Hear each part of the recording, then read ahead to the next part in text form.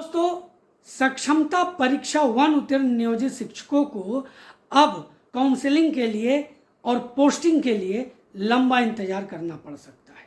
और इसके पीछे महत्वपूर्ण कारण यह है, आप इससे अनभिज्ञ नहीं होंगे। एक विशेष टीवी चैनल को दिए इंटरव्यू में माननीय शिक्षा मंत्री ने ये बातें स्पष्ट की है। उन्होंने स्पष्ट किया है कि सक्षमता परीक्षा 2 की जब परीक्षा होगी, उसका रिजल्ट आएगा, तो दोनों सक्षमता परीक्षा 1 और सक्षमता परीक्षा 2 दोनों की काउंसलिंग एक साथ करवाई जाएगी। और इसमें हो सकता है कि 15 दिन, 1 महीना, 2 महीने का भी समय लग सकता है। लेकिन दोस्तों, सक्षमता परीक्षा 1 उत्तीर्ण नियोजित शिक्षक लंबे समय से अपनी काउंसलिंग और पोस्टिंग का इंतजार में बैठे हुए। अब उन्हें इस तरह की स्थिति से एक बड़ा नुकसान होने जा रहा है। और ये नुकसान क्या क्या होगा, आज हम लोग इसी पर चर्चा करेंगे। क्या एक साथ काउंसलिंग कराने से सक्षमता परीक्षा 2 वालों को फायदा होगा? ये भी बड़ा सवाल है। क्या सिर्फ सक्षमता परीक्षा 1 वालों के लिए नुकसान है या सक्षमता परीक्षा 2 वालों के लिए भी नुकसान होगा? ये महत्वपूर्ण बातें हैं जिस पर आज मैं आपके साथ चर्चा करूंगा। मैं एक एक करके इस बात को आपके सामने रखूंगा। आप जानते हैं, ट्विटर पर इन दिनों ट्रेंड भी कर रहा है सक्षमता परीक्षा, इसलिए इस तरह का वीडियो आपके बीच में लाना लाजमी है। दोस्तों, हम लोग आज बात करेंगे कि कौन कौन से नुकसान झेलने जा रहे हैं सक्षमता परीक्षा पास नियोजित शिक्षक या सक्षमता परीक्षा 2 देने वाले नियोजित शिक्षक, वो भी फायदे में नहीं रहने जा रहे हैं। तो दोस्तों, चलिए इस चर्चा की शुरुआत करते हैं। चैनल पर नए हैं या अभी तक चैनल को सब्सक्राइब नहीं किया है तो चैनल को सब्सक्राइब कर लें। दोस्तों, वीडियो को ज़्यादा से ज़्यादा शेयर करें ताकि सभी शिक्षकों को उक्त बातों की जानकारी हो सके और ये बातें कम से कम शिक्षा विभाग के पास पहुंचे, ताकि सक्षमता परीक्षा 1 उत्तीर्ण नियोजित शिक्षकों की भी भलाई हो और सक्षमता परीक्षा 2 देने वाले नियोजित शिक्षकों की भी भलाई हो। वीडियो अच्छा लगे तो लाइक करना बिल्कुल भी ना भूलें।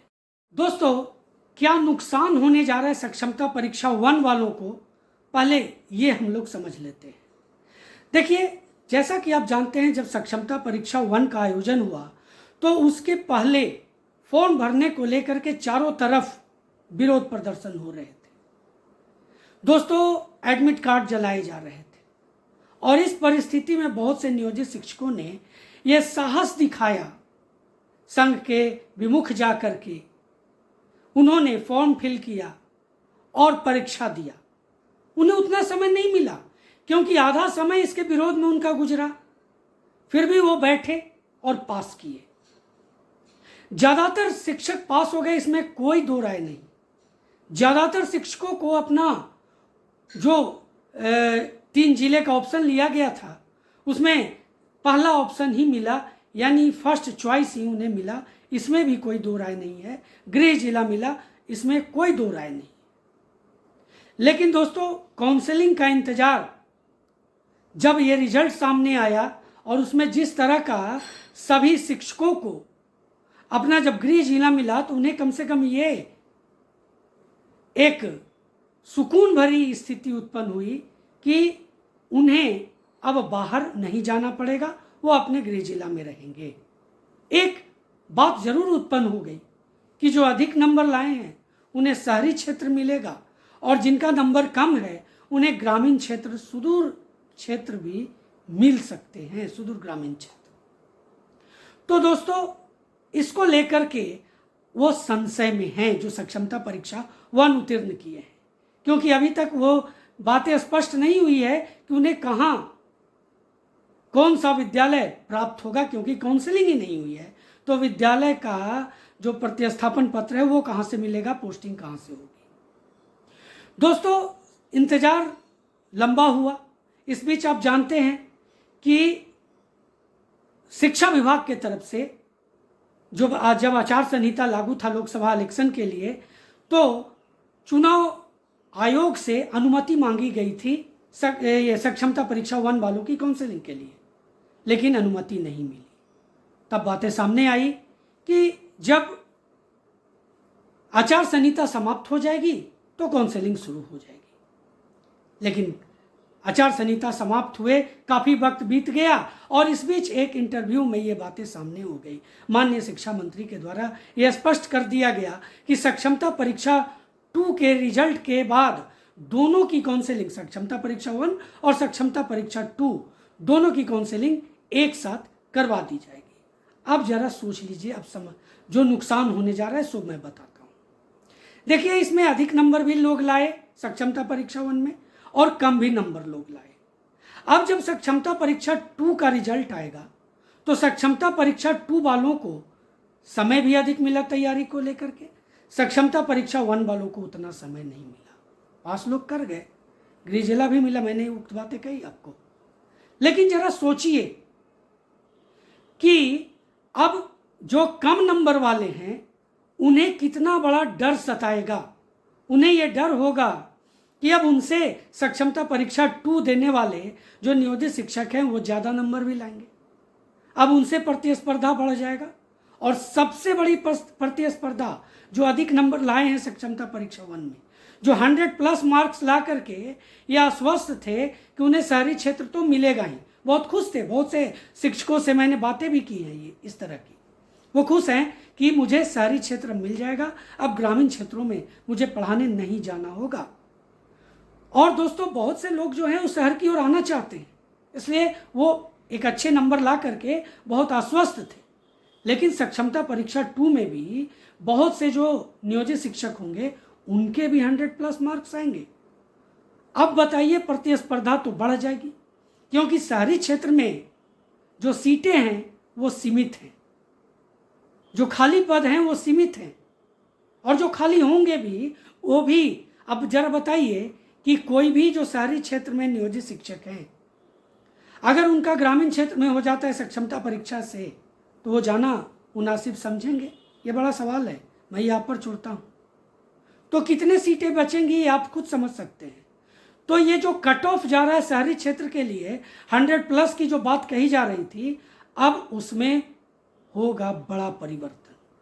मेरे समझ से 120+ के ऊपर के ही जो नियोजित शिक्षक जो मार्क्स लेकर के आएंगे सक्षमता परीक्षा 1 में जिनका होगा और सक्षमता परीक्षा 2 में जिनका आएगा, उन्हें ही शहरी क्षेत्र मिलेगा।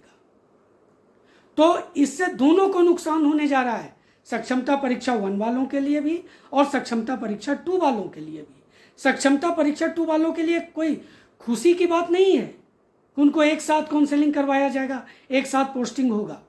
बल्कि अगर पदस्थापन को लेकर के देखा जाए तो नुकसान भी होगा, क्योंकि रैंडमाइजेशन के तहत ही दोस्तों विद्यालय का प्रतिस्थापन किया जाएगा, विद्यालय का बंटवारा होगा, आपकी पोस्टिंग होगी।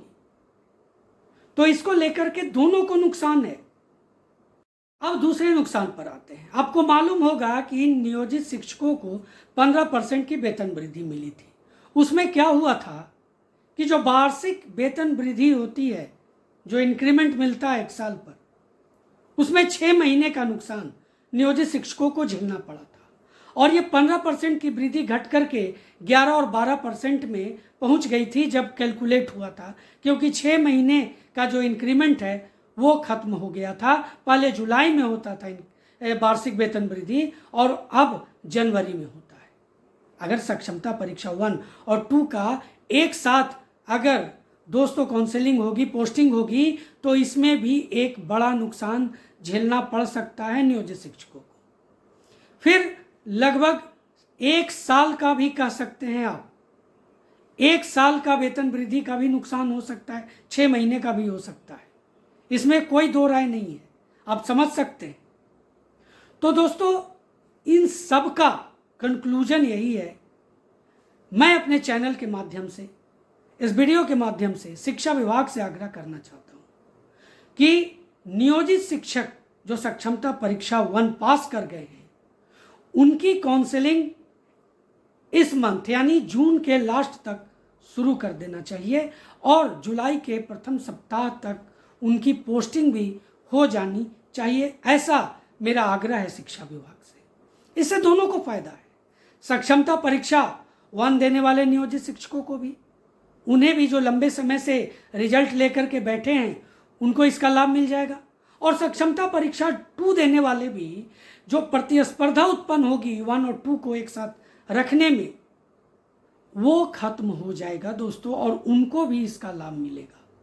अब ये शिक्षा विभाग ये भी चाह सकती है तो कर सकती है कि दोनों की जो वेतन वृद्धि है एक साथ करे, दोनों की नियुक्ति भले ही थोड़ा आगे पीछे हो लेकिन एक समान माना जाए, ऐसा मेरा शिक्षा विभाग से आग्रह है।